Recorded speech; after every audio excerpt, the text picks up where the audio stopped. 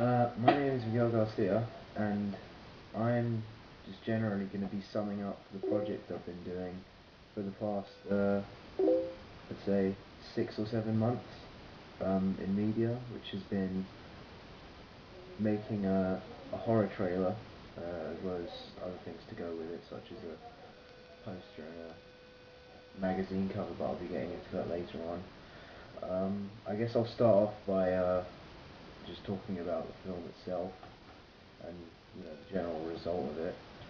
Um,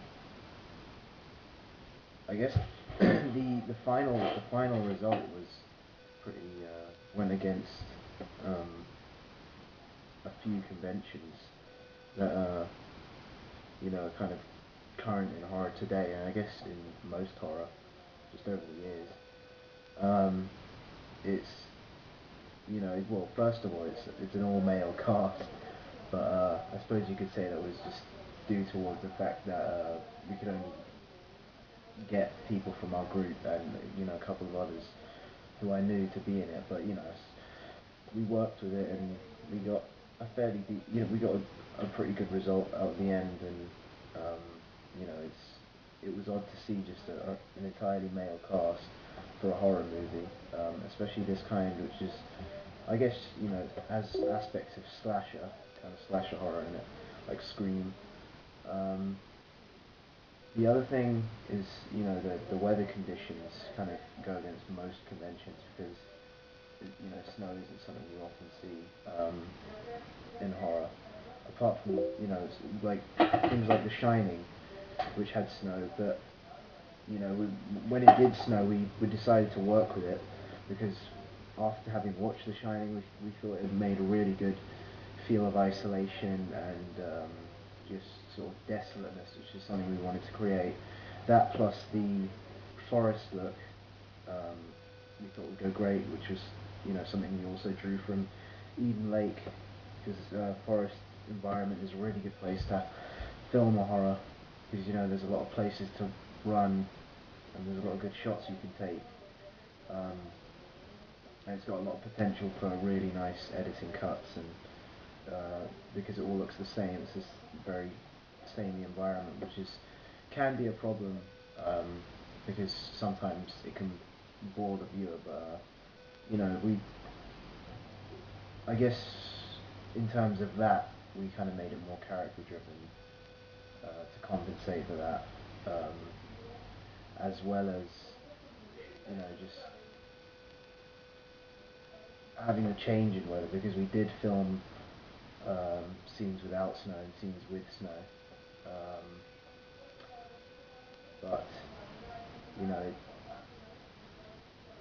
aside from continuity, it worked, even though I guess you could say the change in the weather happened during the film. But you know, anyway, um, moving on. Um, Technology was a very big part of this project. Obviously with the cameras, but with things like Photoshop and iMovie, made things a lot easier in terms of editing and manufacturing the posters and the magazine cover. If we'd done this like 20 years ago, it'd be a completely different story. We wouldn't have all this wonderful software and great cameras to use. But we do, and it helped a lot. The project was really good in helping you get to grips with the iMovie program. Just figuring out how to use it, the different techniques you can use, the different effects you can have. Fade, dissolve. It was really good for that, and it made the editing process a lot easier. It was very, you know, you could lay sound in it really well, which is another thing actually. Music and sound was another big part of this, which we wouldn't have been able to do without this software as well, because we wanted to increase the volume of certain bits of dialogue and um, make it quieter for some things when the music was more intense. And we could inlay the music. We found some really good music to go with it. which I'll play right now. It's got a really bassy kind of dum dum dum, really good beat to it, which was really good for the chasing scene, chasing scenes rather, and also the fast pace changing with scenes in the trailer, because we had a slow development part which sort of introduced the story, and then it cut to fast paced cuts, just sort of increase the tension and give the viewer an idea of what they'd be getting in the movie. And it was just generally really good for that. Really easy to use, really user friendly. And Photoshop was also like I've had quite a lot of experience with Photoshop before, but it was good, just to sort of dig up my old skills and improve them a bit as well. With the poster and the magazine cover, which I'll get into now. Um, for the poster, we looked at, because we watched quite a few films such as The Orphanage and Ealing Lake, and The Shining. I'd say I drew a lot of influence from the poster from particularly The Orphanage and Eden Lake, because with The Orphanage you had a lot of central imaging with the posters. We looked at 3 different ones from different countries, and you had major characters from the film, such as the wife or one of the orphans in the middle, center image, with a light or something coming from the background to enhance it, and then a black fog around or faded images around, which is what we used in ours. And we had in the Eden Lake poster there was the forest with the kids standing behind trees, which we used. I took a shot of Benji while he was in an action pose with a weapon in the costume of the cult member, with the forest just sort of kind of looming over him, and I got a picture of some eyes which I lowered the opacity of and put on the top area of the poster where I felt there wasn't much going on, and I thought that was a good addition to make to it. And then there were things like adding the cast names and the ratings from cinema magazines, just things like that.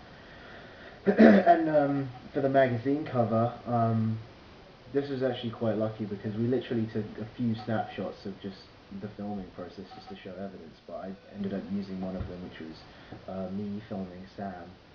I ended up using that because I just thought it was a really good one to use as what you'd show in a magazine front cover is, they've just commenced filming for the cult, and then you'd have the exclusive interview with this actor inside, blah blah blah, that sort of thing.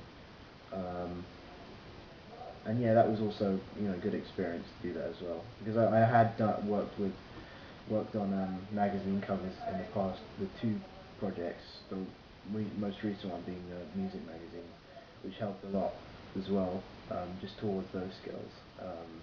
And I was pretty confident making this one, having that prior knowledge. I did show our trailer to a few people, and getting sort of mixed responses. Some people really liked it. Other of my friends who helped me to make, because in my blog I'd put some other videos which I'd made prior to this, and just sort of alongside as well, with one of my friends, Sam Reinders, who'd helped me a lot in this project. He pointed out a few things that I could have done better, because he's a lot more experienced with editing and filming as I am than I am. And he just pointed out things like make certain cuts cleaner and make them flow better, and make them sort of blend into each other better. Some parts were too slow, some parts were too fast. I mean, overall, it was a pretty successful trailer. There were just obviously things that we could have improved. Um, but you know, these are things we learn from. Next time I make a horror trailer, uh, I'll know what not to do and what to do. Um, and you know, with things like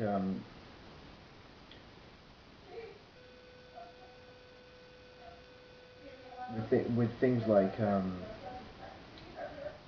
just overall completion of the project, I found that we managed to get pretty much everything done. Nothing was left unturned. I feel like I've done everything I sought out to do. There are a couple things I would have liked to do, like gain a better knowledge of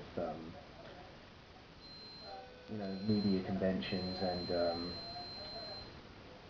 which would have just helped me overall with the project. But I feel I got everything that I wanted to, and like I say, with the trailer, there are things I could have improved, and there are definitely things I could have improved with the poster and the magazine cover. Just generally making them look more professional. But again, these are things that I'll definitely have noted down, and will improve in the future for future projects. Um, but yeah, this project has definitely been really helpful, just in terms of the learning experience.